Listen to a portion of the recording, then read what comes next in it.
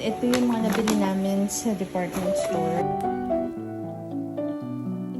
Parang may sharp pain ako naramdaman sa lower pelvic. We're going to open na the mag-purge tayo ng closet para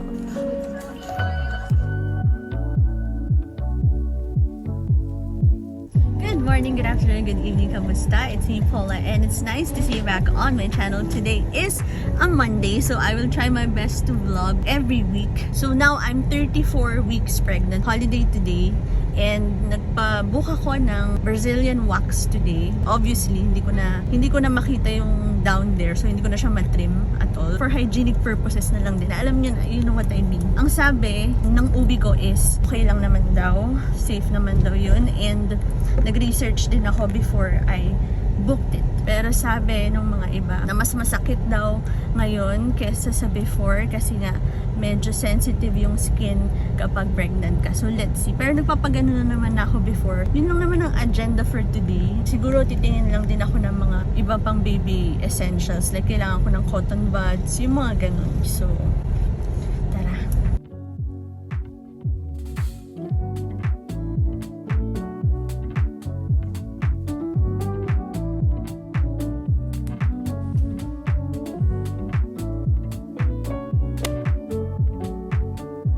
Okay, so now we're home and ito yung mga nabili namin sa department store, sa baby company. Things din na nabili ko from Shopee na dumating na. And meron pang padating pa this week and next week. Papakita ko din sa inyo. So this one is a nursing cover from Nursing Covers PH. Kapag nasa public place ka or if nasa sala ka, you want to cover yourself, ganyan, pwede mo din siya ilagay over the stroller. Tapos, midnight snack ko for tonight. We don't have a hairbrush yet. So, ito, murang-mura lang, 59 pesos. I bought the nasal aspirator na pang higop ng mucus ng baby if barado yung ilong niya. So, mura lang din to, 419 compared to Nose Frida. This one, Dr. Brown's pacifiers. Super cute ng color niya. Sabi nung nandoon, yung ganitong pacifier daw, para hindi daw magkaroon ng nipple confusion yung baby if you're planning to breastfeed. So, I wanna try this out first.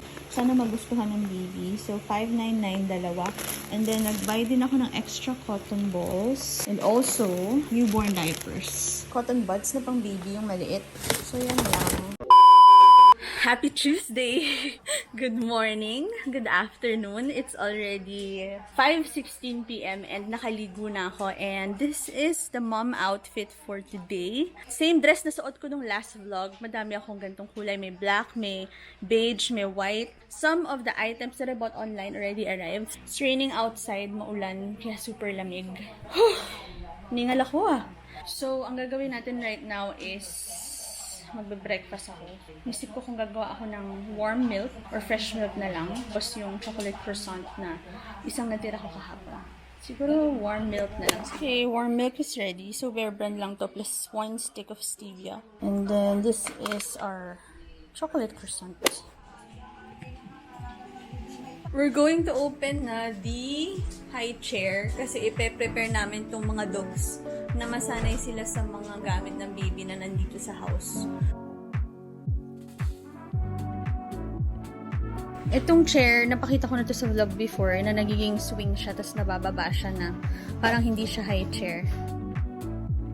Yan, nahihiga siya para pwede niyong ilagay dyan yung baby. Yes, love. Okay, so here is the high chair na nagiging swing. So, konti lang yung pag-swing niya. Parang sobrang light lang. Gaganunin mo lang sa paa mo. Tapos, ayun na siya pag nakahiga. Tapos, nabababa din siya ng mas mababa pa dyan. Para if you want to like, yung mababa lang yung baby. Pwede. Okay, so first workday of 2023 and approved na yung leave ko, maternity leave ko for 3 months right after the baby comes out. Good morning! So this is the mom outfit for today. I'm wearing large na. Sobrang komportable ng large. Dito sa bra and also sa shorts. This is pump activewear. Shorts and bra set. Tapos later magda-jacket ako kasi medyo malamig today. Magdilinis lang tayo ng room very quickly.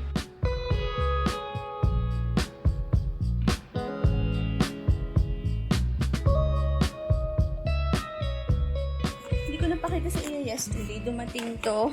Binili ko siya from Yo Mama. Diaper bin. Para hindi mangamoy yung diaper here sa room. So, press nyo lang siya. Tapos may additional lock siya here. First, tapos pwede mo siya i-lock.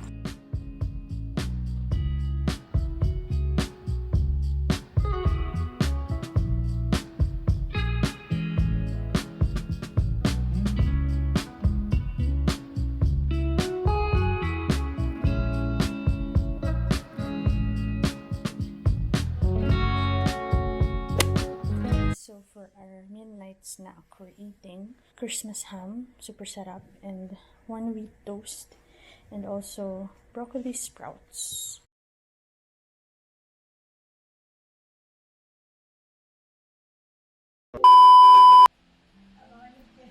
Good morning. Tinatamad ako today, tapos na ako mag-breakfast. Super tamad ko today. Parang gusto ko lang humiga. Kasi kaninang madaling araw while I was working, paglabas ko ng room, paglakad ko, parang may sharp pain ako naramdaman sa lower pelvic area ko. Parang ang hirap pa sa lower pelvic area ko, may sharp pain. Tapos nung lumakad ako konti ulit, meron na naman ulit. So humiga ako, nawala siya, yung pain. Parang yung pain naman parang naglast lang ng mga 2 to 5 seconds, parang ganun. Tapos sinearch ko, yun daw nangyayari usually towards the end of the 3rd trimester. Pero, so, ayoko muna maglakad-lakad kasi it's too early pa. Kasi 34 weeks pa lang ako eh. Ideally, ang gusto ko lumabas siya 39, 38 week. Yun. Good morning! So, I just had a quick warm bath. Super sarap ng warm bath. Kasi ang lamig din ngayon, so parang nakaka-relax talaga kapag warm bath. Today is Friday, last day of work. Wala naman tayo masyadong gagawin today. Wala din naman ako napapansin na anything new on my body right now aside from the thing that I experienced yesterday. Kanina kumain na ako ng bonchon fish fillet. So ngayon parang nagkikrave ako sa ice cream. Gusto ko din ayusin na tong rack sa labas, doon sa tabi ng crib. Tingnan ko kung maaayos ko na siya today. Mula sa dating 14 o 30 sa EDSA Boss Carousel sa pagitan ng February. Okay, some of the gifts from my sisters arrived today. So bumili siya ng mga socks, mga onesies. Okay, so it's almost 4 a.m. and ito yung mga sheets na nilaban ko kanina. And then binuksan ko lang yung fan kasi baka umulan sa labas. So dito ko sinampay sa loob. So I'm hungry right now. Baka initin ko na lang tong tinola na natira kanina. And then I'm gonna eat some rice. And kuha tayong rice. I try to measure my rice as much as I can. Lalo na this time. Para healthy ang pag-grow natin as a pregnant mama and also healthy ang pag-grow ng baby. So this is 1/3 cup of rice. Kapag minimeasure ko yung rice ng 1/3 cup, saktong-sakto yung pagkabusog ko. Hindi yung parang sobra kang busog na hindi mo na kayang gumalaw. Food coma. So at least alam mo na nakakain ka na ng 1/3 cup. And if you wanna add another spoon of rice or 2 spoons of rice, you know kung ilan yung nakain mo.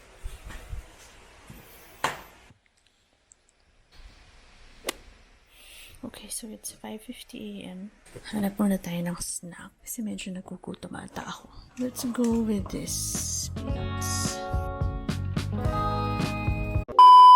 Good morning, it's Saturday today. Maaga ako nagising. Maaga ako nagigising kapag walang pasok. Ang plano ko is magka-closet clean out tayo. Magkaano ako ng mga luma ng pambahay and also yung mga pang-alis na feeling ko hindi ko na masusuot. Yan.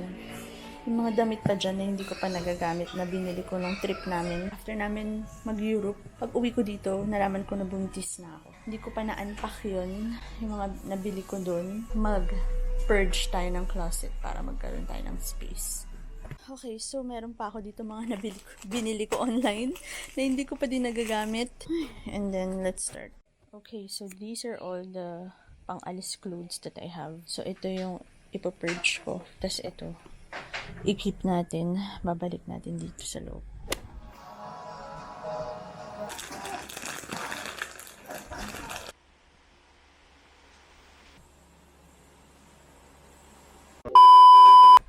It's Sunday morning, breakfast time. Pero 3 p.m. na. Nagluto lang kami ng bacon, scrambled egg, and also toast. This guy is hungry. Are you? Are you a shy one? Ay, shy.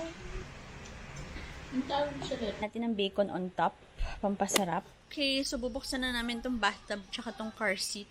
Para para mabawas-bawasan na yung mga box dun sa CR. Kasi aayusin na din yung CR this month.